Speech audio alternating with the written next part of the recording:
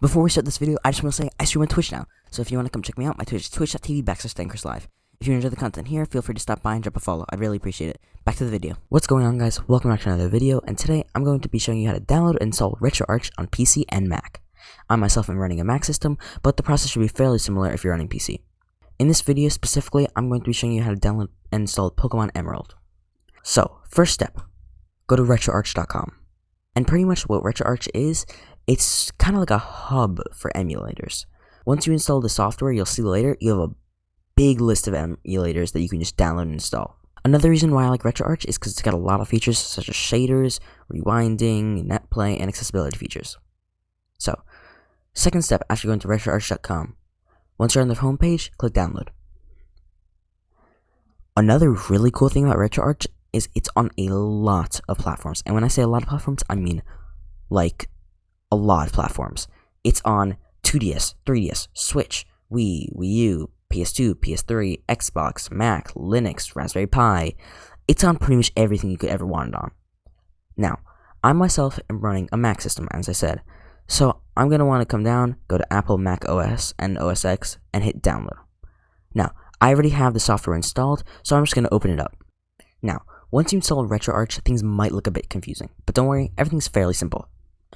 I do suggest navigating this menu with a controller as it's built for that, but you can use a keyboard if you want to.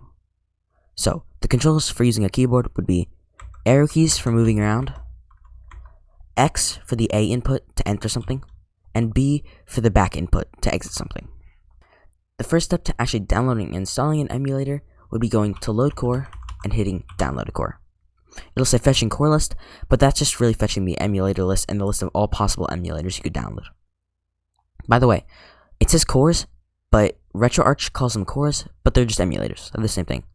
And everything is in alphabetical order, so it'll be a bit easier to find. In this case, we're going to be downloading Pokemon Emerald, so you're going to want to scroll down to the end section and find Nintendo Game Boy Advance. Now, once you get here, there'll be a bunch of different options for Nintendo Game Boy. Obviously, as I said, you'll need the Game Boy Advance, so go on to Game Boy Advance. And once again, there's 4 options. Pick one and see which one runs better on your system. I am currently using Game Boy Advance MGBA, but something may run better on my system, something may run better on your system. It really all depends on the system you're using. Now, I already have this installed, so I'm just going to go and hit back. Now, this is the part where you need to get your ROM file. I cannot provide you with the ROM file, but it should be fairly easy to get. Just search up blank name of the game, and then ROM, or blank name of the game, and then ROM file. Do research on where to download these ROM files, because things can be a bit sketchy sometimes, and also, downloading ROMs in general is great territory. Some things can be obviously a bit sketchy, but also legally it's great territory. I'm not going to get into the reasons why it's great territory, because that'll take me a bit to explain, but if you want to learn some more about it, just search up, is downloading ROMs illegal, and you could form your opinion on it. Now, once you download your ROM file, you're going to want to install it into RetroArch. I suggest keeping all your ROMs in a folder, because this will make things much easier. So, what you're going to want to do is go down to import content. I didn't do this when I downloaded my first ROM, but in my opinion, it makes things easier. Now, it might take a minute for your computer to actually find these ROM files, especially if you have a lot more stuff on your system, but in my opinion, this is a lot easier for a beginner, instead of having to manually search for the file.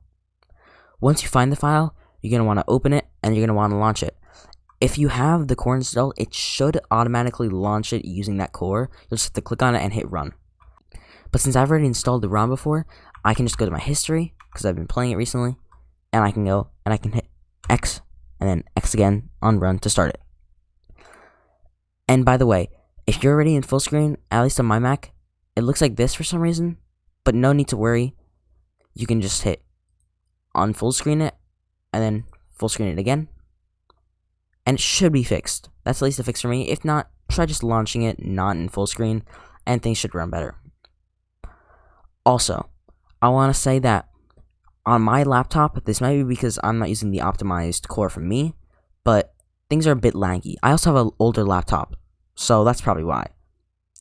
I do suggest, though, if things are laggy, try just boosting the frame rate with the frame throttle feature. This is another reason why I like RetroArch.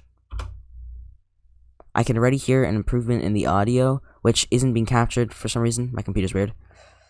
And improve in the frame rate.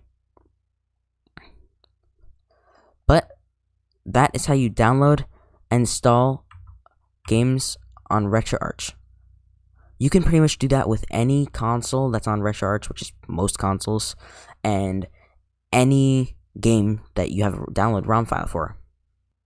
Thank you for watching this video, and I hope I was able to help you out and help you experience some new adventures playing these older games that you may have not been able to play because they're just old and you don't have the right system or you don't have the game.